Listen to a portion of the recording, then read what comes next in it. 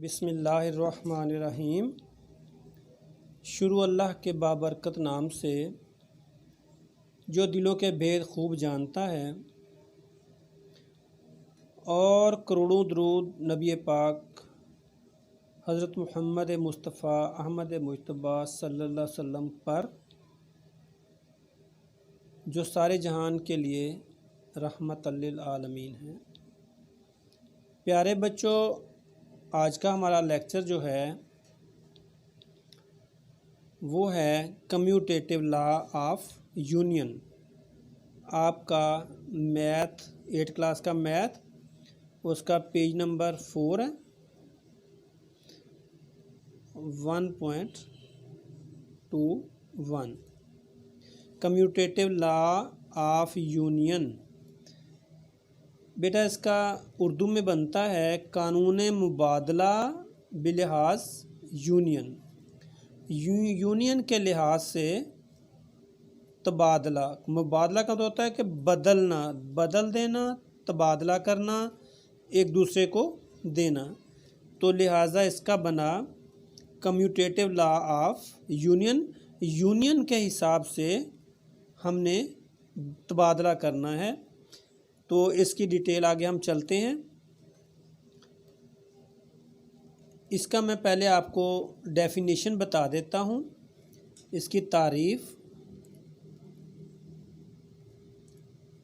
ये थोड़ी सी बेटा समझ लें।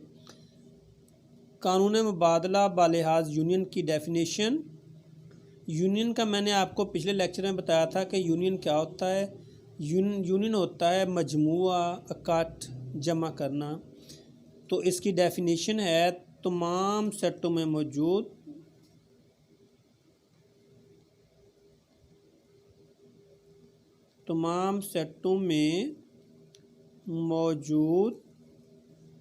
तमाम अरकान का सेट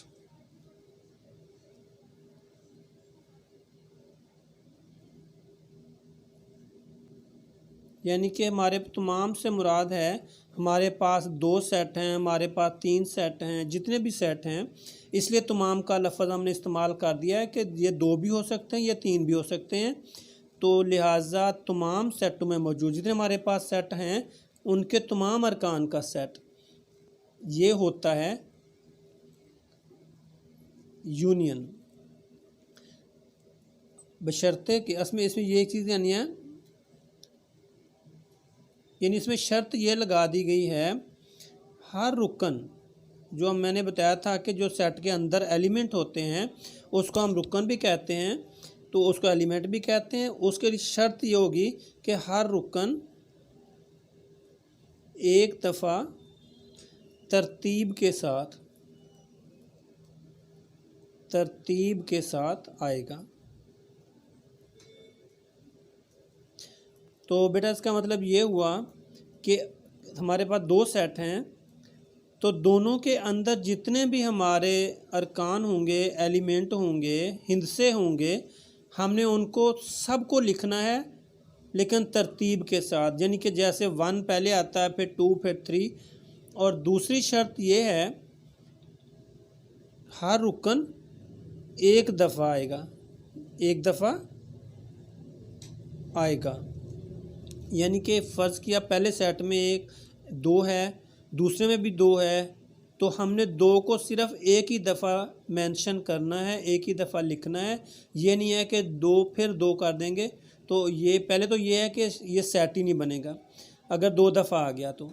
दूसरी बात यह है कि इसकी शर्त उसने रख दिया कि हमेशा हर रुकन जो है वो एक दफ़ा आएगा। और यूनियन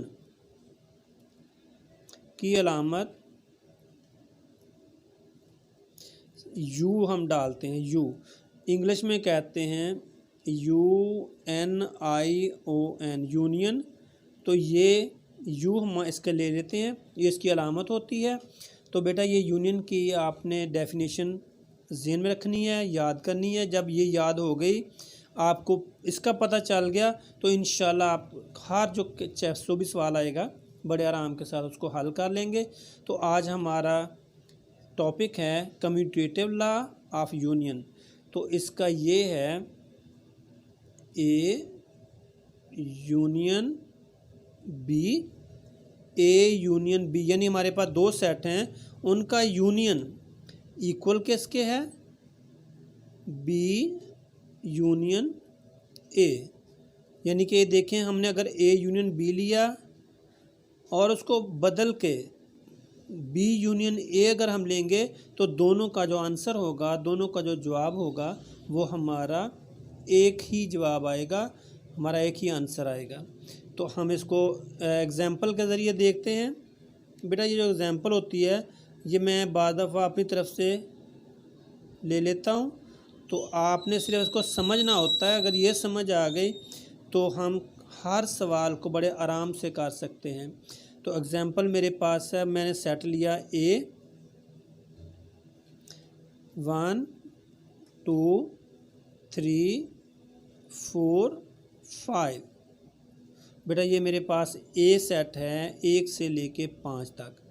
उसके बाद मेरे पास बी सेट है, ये मैं कोई भी ले लेता हूँ, ये जरूरी नहीं कि यही, आप कोई भी ले सकते हैं। 2 4 6 8 10। बेटा ये मैंने दो सेट ले लिए। अब हमने इन दोनों पर इसको अप्लाई करना है। अब देखते हैं कि क्या बनता है। तो सबसे पहले हम ये पार्ट जो है इसको हम सॉल्व करते हैं, तो देखते हैं क्या बनता है। ए यूनियन बी, तो बेटा ये आएगा, पहले तो हम ये ए के सारे एलिमेंट लिख लेंगे, 1 2 3 4 5। तो उसके बाद ये यूनियन डालेंगे, ये वाली इलामत डालेंगे यूनियन की। उसके बाद अब ये बी सेट लिख देंगे, 2 4 6 8 10। ये हमारा सेट कंप्लीट। बेटा ये देखें जैसे ए यूनियन बी में लिखा हुआ है वही चीज़ें मैंने यहाँ पे नोट कर दी हैं। पहले ए सेट आ गया, फिर यूनियन आ गया दरमियान में, और ये बी सेट आ गया। अब मैं इसका आंसर निकालता हूँ। तो बेटा ये देखिए मैंने यहाँ पे ये अपनी डेफिनेशन जो पढ़ी है उसको ज़हन में रखिए और फिर इसको हल कीजिए। तमाम सेटों में मौजूद, तमाम से मुराद है कि दोनों सेट, तमाम अरकान का, जितने भी अरकान इसके हैं और इसके एलिमेंट हैं, इसके एलिमेंट हैं, दोनों को उसका हमने सेट बनाना है। लेकिन कंडीशन क्या लगा दी है, शर्त ये लगा दिया उसने कि हर रुकन एक दफ़ा आएगा। देखिए बेटा इसमें दो हैं, इसमें भी दो हैं, तो ये दो दफ़ा नहीं आएगा, एक दफ़ा आएगा। और फिर एक और भी इसकी शर्त है, तरतीब के साथ आएगा, तरतीब के साथ। बेटा तरतीब क्या होती है, ये देखें 1 से लेके 5 तक एक तरतीब है। अगर हम इसके यूँ लिखेंगे 1 3 4 7 4 2, तो ये तरतीब नहीं होगी। अब देखें मैं यहाँ पे इसका आंसर लिखता हूँ 1, ये इधर भी 2 है, इधर भी 2 है, तो मैंने एक दफ़ा 2 लिख दिया क्योंकि उसने शर्त लगाई है कि हर रुकन एक दफ़ा आएगा। उसके बाद ये 3 आ गया, ये बेटा 4 आ गया, ये बेटा 5 आ गया, 5 इधर 4 है, इधर भी 4 है, तो हमने एक दफ़ा लिख दिया। 5 के बाद ये 6 आ गया, 6 के बाद 8 आ गया, और फिर 10 आ गया। तो ये हमारा एक आंसर आ गया ए यूनियन बी। तो बेटा हमने इसको साबित करना है, इसको वेरीफाई करना है कि जो उसने हमें ये कंडीशन बताई है कि क्या ए यूनियन बी इक्वल है बी यूनियन ए के। अब हमने ये पार्ट इसका हल करना है और देखना है कि इसका जवाब भी वही आता है या कोई और आता है। अगर तो जवाब इसके इक्वल आ जाता है तो फिर हमारा ये वेरीफाई हो जाएगा। अगर इसके इक्वल नहीं आता तो इसका मतलब ये गलत है। तो हम साबित करते देखते हैं। तो बेटा अब चलते हैं दूसरा इसका पार्ट, बी यूनियन ए। बेटा उसी तरह जैसा ये मैंने लिखा था आपने वैसे ही पहले बी सेट लिखना है। ये बी सेट है आपका 2 4 6 8 10, ये बी सेट आ गया, दरमियान में ये यूनियन आ गया, और उसके बाद ये ए सेट लिखते हैं 1 2 3 4 5। बेटा ये देखें हमारे दोनों सेट आ गए। अब वही शर्त है कि तमाम अरकान का सेट। यूनियन में होता ही बेटा तमाम अरकान है, तो ये हमारा आएगा। अब देखिए यहाँ पे गौर करना है आपने कि अगर हम पहले 2 लिखते हैं तो ये 1 फिर कहाँ जाएगा। तो बेटा उसने यही शर्त लगाई है कि तरतीब के साथ, यानी हर रुकन जो है वो तरतीब के साथ है, चाहे वो अगले सेट में है चाहे पिछले सेट में, हमने तरतीब के साथ लिखने हैं। तो सबसे पहले मैं लिखूँगा 1, उसके बाद ये 2 आ गया, क्योंकि 2 इधर भी है इधर भी है, तो मैंने एक ही दफ़ा लिखना है बेटा, 2 दफ़ा नहीं आएगा, एक दफ़ा आएगा। उसके बाद ये 3 आ गया, उसके बाद ये 4 दोनों तरफ है, तो मैं सिर्फ एक दफ़ा 4 लिखूँगा। फिर ये 5 आ गया, उसके बाद ये 6 आ गया, उसके बाद 8 आ गया और फिर 10 आ गया। बेटा ये हमारा सेट आप देखते हैं कि दोनों का आंसर एक है। 1 1 2 2 3 3 4 4 5 5 6 6 8 8 10 10, तो ये भी वही आंसर है, वो भी वही आंसर है। तो सो दैट अब ये हम ये कह सकते हैं ए यूनियन बी इक्वल है बी यूनियन ए के। तो बेटा ये हमारा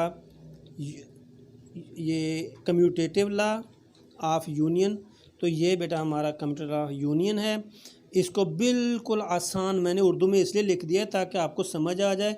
अगर उर्दू में आपने इसकी डेफिनेशन याद कर ली, थोड़ा सा ज़हन में बिठा लिया, तो ये क्वेश्चन जिस तरह का भी होगा आप उसको बड़े आराम के साथ हल कर सकेंगे।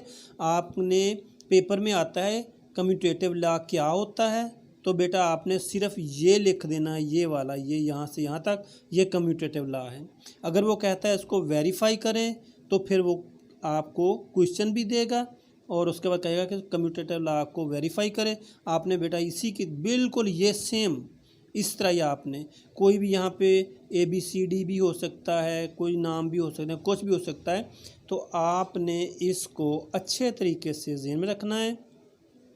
ये आपका कम्यूटेटिव लॉ ऑफ यूनियन है। ये देखिए हमने इसको साबित भी कर दिया है। तो बेटा ये अब हम इंशाल्लाह अगली वीडियो में अगले टॉपिक के साथ हाज़िर होंगे। तो आपके लिए ये एडवाइस है या रिक्वेस्ट कह लें, एडवाइस कह लें कि बेटा रियाजी को समझने के लिए किसी भी वीडियो को 2 दफ़ा देखेंगे, अगर तो एक ही दफ़ा ध्यान से देखेंगे तो इंशाल्लाह ये आपको समझ आ जाएगा। बहुत आसान है। अक्सर दोस्त अहबाब इसको छोड़ देते हैं सेटों को, क्यों कहते हैं सेट मुश्किल है। तो बेटा ये देखिए आपके सामने कितना मुश्किल था, अगर यह आपके ज़हन में बैठ गया तो ये बहुत आसान हो जाएगा। तो बेटा आपने इसको समझने के लिए इस चैनल को आपने सब्सक्राइब करना है ताकि हर टॉपिक आपको तरतीब के साथ मिलता रहे और आपको समझ आए। हमारी दुआ है कि अल्लाह ताला आपको हर इम्तिहान में कामयाब करे। अल्लाह ताला आपके वालिदैन को, आपको और मुल्क पाकिस्तान की हिफाज़त फरमाए। आमीन। Thank you very much. Allah हाफिज़।